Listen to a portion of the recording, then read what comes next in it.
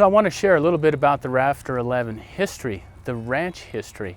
A lot of people believe that my family acquired the ranch, the Rafter 11, through the railroad acts of 1881 and 82, where they built the Santa Fe Railroad through the Lonesome Valley. Really what happened was in 1893, the Marr family actually homesteaded this territory and settled the area and had a brand called the ML Ranch.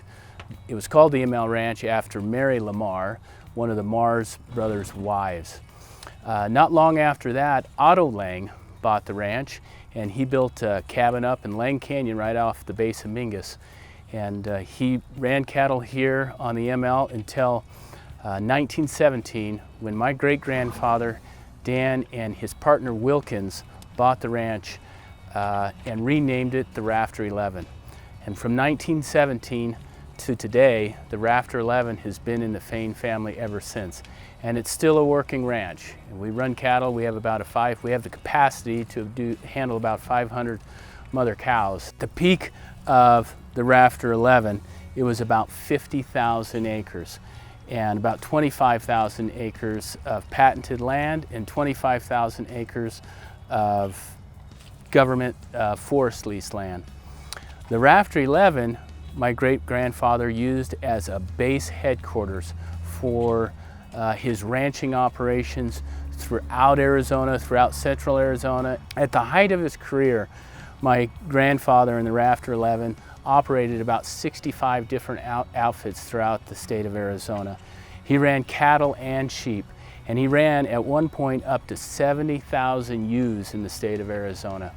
Now, it was kind of common back then that cattle ranchers didn't mix well with sheep ranchers, but that wasn't the case for my great-grandfather, Dan.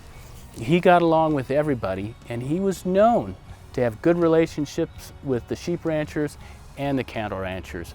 And I think after running 65 different cattle outfits and good relationships throughout the state of Arizona, that really helped him garner the title of King of the Range. Dan only finished the 3rd grade, and after that, he went straight to work. By the time he was 12 years old, he had a job with Canfield.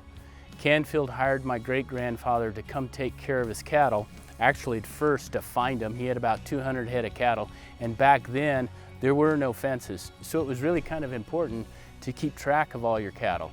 So Dan helped Canfield gather up all his cattle and bring him in to watch. And then Canfield took off for 3 days on Dan, went up to Jerome, and I think he just stayed up there in a bar for 3 days. He finally came back, and Dan said, "Hey, you got to pay me my $2.50 a day," and Canfield said, "I'm not going to do it," and was hung over, and Dan had to come back with his 6-shooter and say, "Listen, you owe me that money, and I'm not leaving until I get it."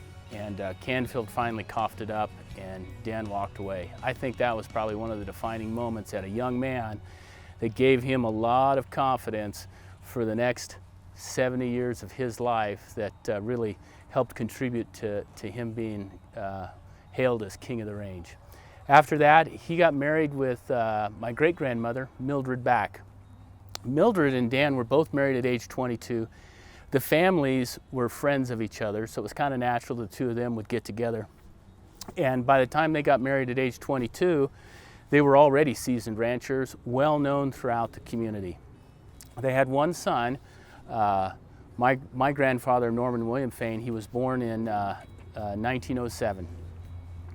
And Dan was a generous man. He was very kind to a lot of people, and if someone needed help, he always would step up and help them out. In fact, there's one story that some cowboys off the ranch had caught a rustler, actually a starving young man who had butchered one of my great-grandfather's cows, and they caught him red-handed. He had the beef slaughtered, the brand was sitting right there, and Dan rode up and said to the cowboys just right before they were ready to hang him, said, "Listen, I gave him that beef. Leave him alone.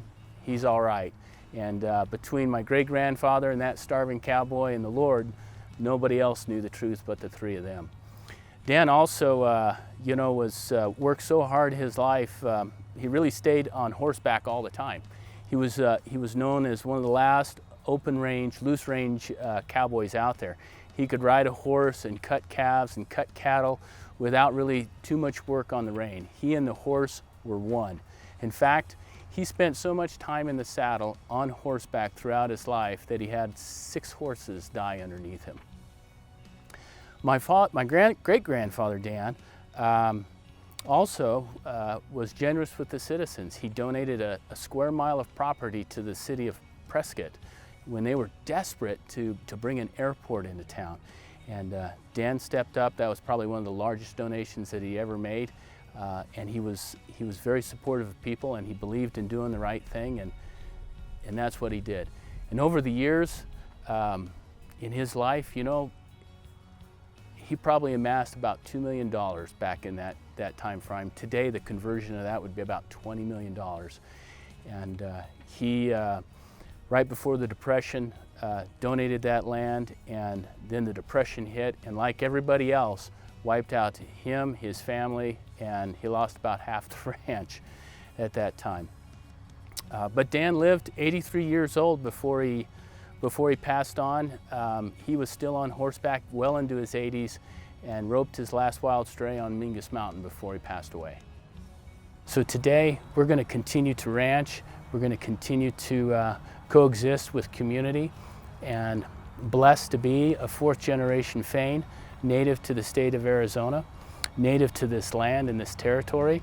And you know, I'm confident that my generation, with my brothers and sister, that we're going to continue to be good stewards of the land and pay it forward for another generation. Thank you for taking the time to listen to a little bit of history about my family ranch and my great-grandfather, Granville Fain, King of the Range.